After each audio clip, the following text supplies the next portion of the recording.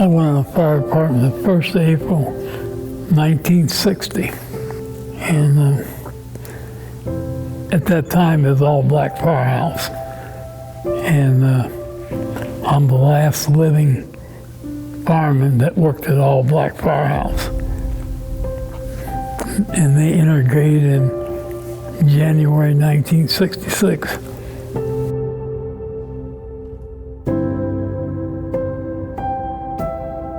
Well, most of the people who went out on fires, you know, we worked together. A lot of people didn't know it was a segregated firehouse. A lot of them didn't know that.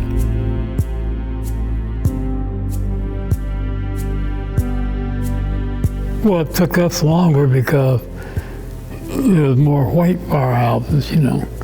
We had to wait till one of us died. I've seen a lot of bad things, you know, when I was on the fire department, such as dead people, burn up people. Of course, you know, had the downtown explosion in '68. Well, I'm glad that I did work for the fire department because we helped a lot of people in the city. I worked with a lot of guys that are no longer here, you know. And like I said, I'm the last living one that worked at all black firehouse.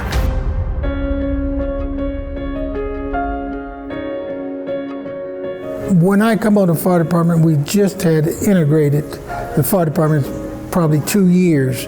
I think Ronnie Bass was the last one in an all-black firehouse, and I come on shortly after that. It was still not 100% integrated, but they did the best they could at that particular time, so all the black guys were split up. The biggest problem they had was lack of facilities, lack of promotion. Some of the guys at the black firehouse had 7, 8 years on, and the white guys might have 2 years on and he'd be a lieutenant. So the promotions wasn't fair. That was one thing. Working conditions wasn't fair. Most of the black firehouse, the guys had to go out, get their own utensils to cook with. Anything that they did, they had to do it on their own. But they were all super firefighters because when they had a big fire, the first thing the chief did was call the black firehouse in, number 2 fire station, get the boys down here. And they took care of business.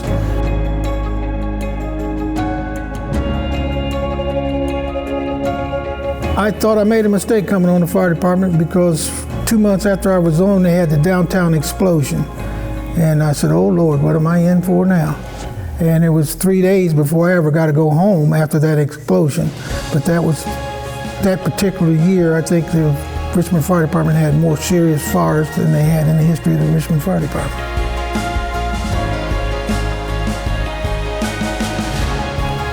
I think that everybody has opportunity to serve. And by me having 2 cousins on the fire department, Irvin Perkins and Joe Perkins, and then I joined the fire department, and then my brother joined the fire department. So there was 4 of us out of one family, so to speak, that was on the Richmond Fire Department. And the legacy was we do the best we can. Well, I joined the fire department after I got out of service in 1971.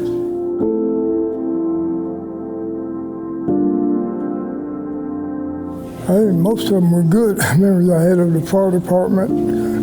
I came on in 71, right after that, and then I joined, and I was a dispatcher. First got on there in the first 2 years.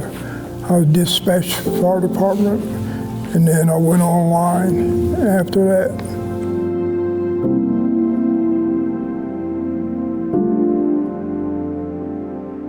I enjoyed my whole time on the fire department. I mean, I liked there was a few things that happened that I didn't, quite like, but most of the time it was enjoyable for me.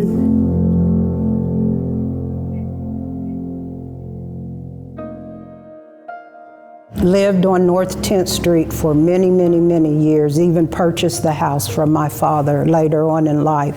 And North 10th Street in Richmond was around the corner from Firehouse 2, which was the black, we called it the Black Firehouse. It shouldn't have been that way, but I feel like it's a rich history to have been that way, because the men there were not only firefighters, but they were friends. After work, they worked together. They were in church together. They were in social clubs together. I remember walking to bring my father lunch on Sundays. Seemed like his chicken smelled better than ours. I don't know why. But you know, it was a safe haven. When we later walked from high school home, you know, if we had a problem walking through the neighborhoods we had to walk through, we could always go to the firehouse and we would be okay until our father or mother or somebody picked us up. Knew all those men by name and family. I can just still see it vividly, even though I'm almost 70 now myself. It's a very rich history. I remember Harry Level. He was a part-time photographer. So some of the first professional pictures I have of my brother and myself, Harry did them. And he did them in that fire station. I remember how they cooked. I used to think, how can they eat that slop? But now, being grown, I know they cook good food. And so it was a pleasant place for us to go as children, and they didn't shoo us off or anything. You could just be there, talk to them, and then be on your way. Dad was the oldest of the boys in the family, and Uncle Joe was the youngest boy. And my dad became a firefighter first, of course, because he was oldest mainly. And then he had success somewhat, and he took the position personally of trying to bring other African Americans onto the fire department. Why shouldn't they be? Some of them had been in the military, this and that, so why couldn't they be firefighters? And so, and then along the way came Bobby, his cousin, his first cousin, then Alfred or Butch, his first cousin, and then Uncle Joe. I don't know in what order, but Uncle Joe is the one, I believe, that retired last. And Uncle Joe, he liked his job as well as my dad did, and they both ended up becoming battalion chiefs on the fire department.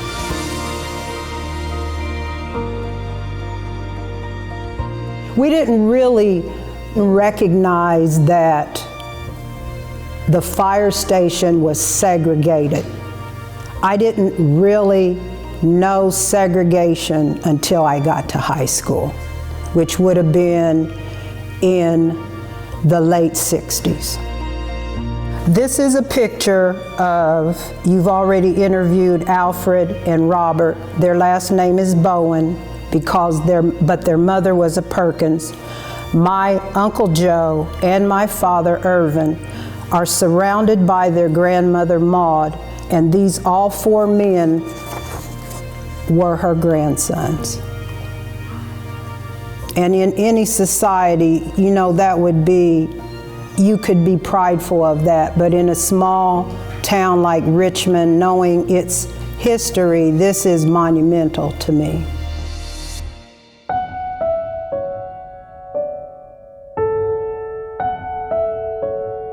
He was in the service, he was in the Army, and then discharged honorably, and then he joined the fire department. I believe it was 1955, but I'm not sure. I went there every day. We lived like 3 blocks away from the fire department, and then my other uncle worked on the railroad, which was right across the street. So we were kind of like surrounded by family. All the firemen were like my uncle. I called him uncle or grandpa. No, not to get in trouble, because they was going to get you. But tried to stay all night once. They wouldn't let me. I was the only child, so that was my hangout. But they were protective, very, over all the children.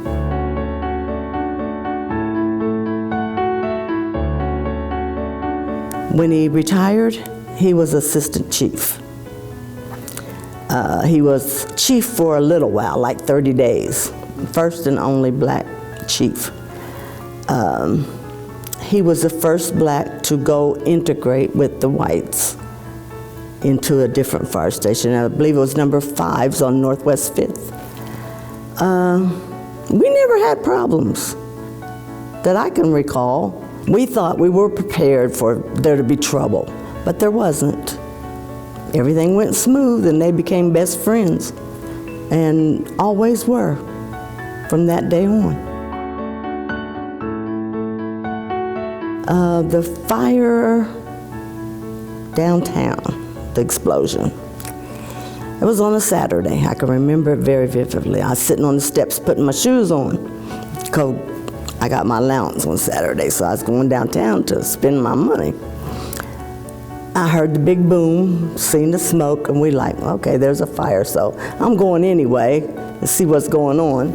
I'm walking down the street, and my dad turns around and goes, "What are you doing here?" I got in so much trouble. And that was the first time I'd seen a dead body, so I'll never forget that.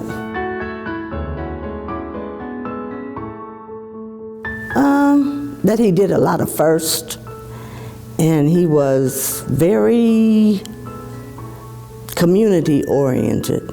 Church, social clubs, it all mingled together.